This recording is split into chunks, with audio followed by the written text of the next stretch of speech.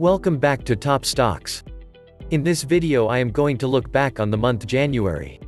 I plan to make this a monthly series in which I am going to talk about which stocks I bought, which stocks I sold and which stocks in my portfolio performed the best and which performed the worst in the past month. January was a relatively quiet month for my portfolio. I am currently moving to a new flat and therefore needed to spend money on new furniture and did not have as much money left to invest as usual. But I don't usually make that many trades anyway. In January I invested into my ETF portfolio, like I do every month, and I bought only one stock. I bought some shares of C3AI on the 22nd of January, which was perfect timing, because the stock rose 15% 3 days later. C3AI is a stock I already talked a lot about on my channel. If you are interested in my opinion about the company and the reason why I bought the stock, I suggest you to watch the in-depth analysis I did at the beginning of the month. I did not sell any stocks in January, which is not that rare since my strategy is buy and hold, and therefore I only sell stocks for very particular reasons. So now I am going to talk about the stocks that performed the best in the last month. C3AI, which I bought at the end of January, was one of my best performing stocks this month and is already up 18%. Also, Alphabet performed relatively well the last month with a performance of plus 8%. Alphabet even reached a new all-time high in January but came down just a little bit at the end of the month.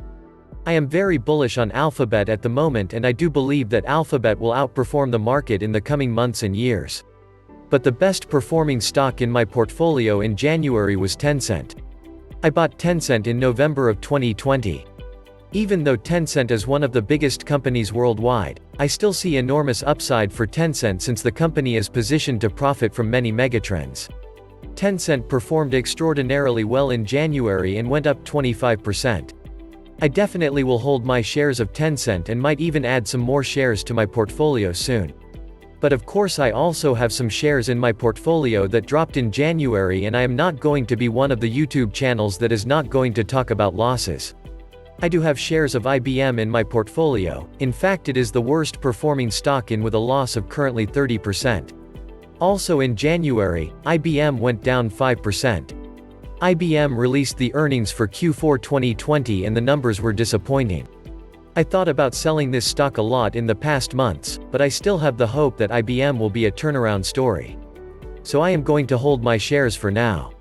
I plan to make an in-depth analysis on IBM soon, where I am going to explain why I am still holding this company.